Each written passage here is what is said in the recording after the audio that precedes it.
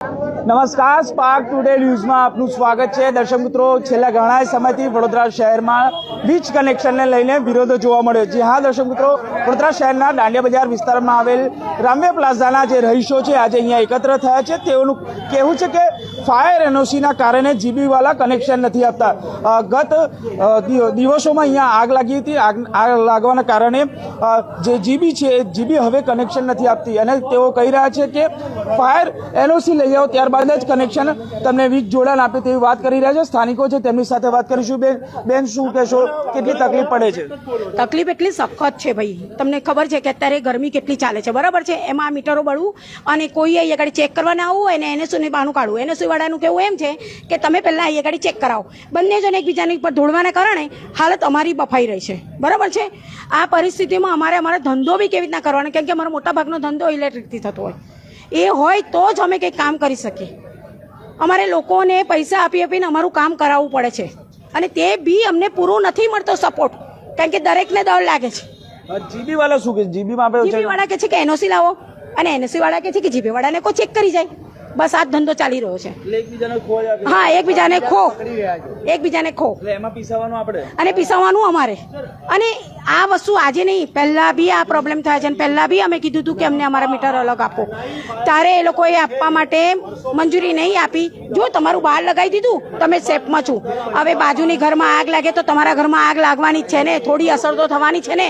કેમ અક્કલની ઉપયોગ નથી કરતા? અને આજે મને એવું કહેવામાં આવે છે કે તમારી જે જગ્યા છે ને એ ઓકે નથી, તો તારે તમને 2019માં ઓકે લાગી હતી અને આજે નથી લાગતી। 45 ડિગ્રીની વાત અત્યારે હીટવેવ ચાલે, એમાં આપણે રહેવું પડે, કેટલું તો એમને વિચારવું જોઈએ કે અમને અમારી હાલત અત્યારે સરકાર શું કહે છે કે કામ વગર બહાર નીકળો નહીં। અમે તો કામ માટે બી બહાર નીકળે છે ને મરીએ છીએ। અમે જઈએ તો ક્યાં જઈએ? હવે રેસિડન્સ હોય તો હવે ચાલો બીજે જતા રહે અને ત્યાંથી અપડાઉન કરે જોબ માટે, પણ અમે અમારા ધંધો લઈને તો બીજે નહીં જઈ શકતા ને। માંડ ચલાવી રહેલા ધંધાને બી ખાડામાં ફેંકી રહ્યા છે। સરકારને કહો કે આ ધંધાથી તમારું ચાલી રહ્યું છે, કંઈક કરો। કેટલો ત્રાસ વેઠવો પડે છે? સખત ત્રાસ છે। અમારી જગ્યાએ જો 4 દિવસ બી જીબી વાળા કે ફાયર બ્રિગેડ વાળા બેસી જાય ને તો એમની હાલત કપડી થઈ જાય, એટલું કહું છું। બિલકુલ, આ સ્થાનિકોનું જે પ્રકારે કહેવું છે કે ફાયર એનઓસી એટલે એનઓસી માટે જે જીબી લોકો કહે છે કે જીબી વાળા એવું કે તમે ફાયર ને કહો, ને ફાયર વાળા કહે છે કે તમે જીબી ને કહો। ત્યારે કેટલાય લોકો અહીંયા એકત્ર થાય છે ને આપ જોઈ શકો આ રામ્બે પ્લાઝાના હજારો રહીશો છે ને સાથે અહીંયા દુકાનદાર ધંધાદારીઓ પણ માણસ છે। હવે કેટલાક દિવસ પહેલા જ્યારે અહીંયા આગ લાગવાનો બનાવ બન્યો હતો ત્યારબાદ પછી અહીંયા આ વીજ જોડાણ કરવામાં જ નથી આવ્યું, તેને લઈને આજે તમામ લોકો એકત્ર થયા છે ને તેમની સાથે વાત કરીશું। શું કહેશો, કેટલું હેરાન પરેશાન થયો આ 45 ડિગ્રીની વચ્ચે? સાહેબ, અમે એટલા માટે હેરાન થઈ રહ્યા છે કેમ કે અત્યાર સુધી અમે બોલ્યા નહીં। હવે આજે આગ લાગવાનો બનાવ બન્યો છે ને એમાં તમે નીચે જઈને જોઈ શકો છો કે પાર્કિંગની અંદર ઘણી બધી એવી દુકાનો બનેલી છે કે જેમના કોઈ જ જાતના ઉલ્લેખ આ બિલ્ડિંગના નકશામાં નથી અને એની અંદર જે મીટરો ઉતરેલા છે તે અંદરના જ મીટરોમાંથી વાયરો ખેંચીને સબ મીટરોમાં ઉતારેલા છે। હવે આ બંને જગ્યાએ એનો લોડ આવવાથી અંદર છાસ વારે આગ લાગે છે। પાછલા 7 વર્ષમાં 3 વખત આગ લાગી, તો આ ત્રીજી વખત લાગી અને આટલી મોટી આગ લાગી। પણ જીબીએ કોઈ દિવસ દરકાર નહીં લીધી કે ભાઈ આ મીટરમાંથી લોડ ક્યાં ને કેટલો જઈ રહ્યો છે। આજે એમણે નીચે જઈને આ બધું ચેક કર્યું હોત કે તમે તંત્રને જોડે લીધું હોત, આપણે કોર્પોરેશનને, કે ભાઈ આ બધું શું છે, કે તમે આ બધું ધ્યાન કેમ નહીં આપ્યું, તો આજે આ બનાવ બનત જ નહીં। હમણાં મને કોઈક તમારા રિપોર્ટરે પૂછ્યું કે ભાઈ તમારા ત્યાં ફાયરની સેફટી નથી કરી આલે બિલ્ડિંગમાં, તો આજથી 25 વર્ષ પહેલા આમાં સેફટી કરેલી છે। આ રહ્યા બધા પાઇપિંગ તમને હમણાં લઈ જઈને બતાડું, પણ એક પણ વર્કિંગ કન્ડિશનમાં નથી। સવાલ એ છે વડીલ કે ફાયર વિભાગનો પ્રશ્ન હોય કે પછી જીબીનો પ્રશ્ન, એમાં આપણે શું લેવા? પણ કારણ કે એ લોકોની કામ ફરજ તો નિભાવવી જોઈએ ને। સાહેબ, નથી કર્યું। અહીંયા જે ઉપર બી પ્રેસિડેન્ટ છે, કોઈ બી છે રેસિડેન્ટનો XYZ, અમે લોકો અમને નામ નથી ખબર, એને કોઈ દિવસ દરકાર કરી જ નથી। ઉપરથી કોઈએ સહકારે રૂપિયા ઉઘરાવ્યા જ નથી, કોઈએ કોઈ જાતનું આપણે સોસાયટી કે બેંક બેલેન્સ એવું કંઈ બનાવ્યું જ નથી। અને ફાયરના જેટલા પણ ઇક્વિપમેન્ટ છે કે જેટલી પણ સુવિધાઓ લગાડેલી છે એ એવી ને એવી પડીને ભંગાર થઈ ગઈ છે। એ આજે જ્યારે અહીંયા આગ લાગી હતી ત્યારે અહીંયા ફાયર બ્રિગેડની ગાડી ઊભી હતી, તમે અહીંથી નીચે દાદરો ઉતરીને જોઈ શકો છો કે નીચે જ ફાયરનો પાઇપ લાગેલો છે, પણ એ વર્કિંગ કન્ડિશનમાં નથી। જ્યારે કે વર્ષો પહેલાં જ્યારે આ બિલ્ડિંગો બની હતી ત્યારે બધું વર્કિંગ કન્ડિશનમાં હતું, પણ દબાણની અંદર બધું દબાઈ ગયું. આજે બી એ દબાણ જો કાઢવામાં આવે ને તો તમને એ પાઇપો મળશે. હવે જે પ્રકારે હવે શું આશા અને અપેક્ષા છે? હવે આશા અમને લોકોને એક જ છે કે અમારી લાઇટો આવી જાય ને અમે લોકો ધંધો કરી શકીએ. કેમ કે રેસિડેન્ટ હવે રેસિડેન્ટ વાળા જાગ્યા છે કે અમને તમારાથી છૂટા કરીએ, અમે છૂટા થઈને તમે છૂટા થાવ. હવે જાગ્યા છે. કેમ કે હવે ખબર પડી ગઈ છે કે છાસ વારે આગ લાગે છે. અમારી પાસેથી અત્યાર સુધી આ લોકો રૂપિયા ઉઘરાઈ જ ચૂક્યા છે. પહેલી વખત આગ લાગી હતી ત્યારે પણ આ લોકો અમારી પાસેથી રૂપિયા ઉઘરા અમે સહિયાર્યું કર્યું જ હતું. પણ દર વખતે સાહેબ આ ત્રીજી વખત થઈ ગયું. હવે હજી અમે રાહ જોઈએ કે હજી ચોથી વખત થાય. તમે વિચારો હવે આની અંદર જો જીબી અને સરકાર તંત્ર બંને જો જાગે નહીં ને તો આ હજી ફરી આગળ આગ લાગવાના બનાવ બનવાના જ છે. અને રેસિડેન્ટમાં તો 100% બનવાના છે.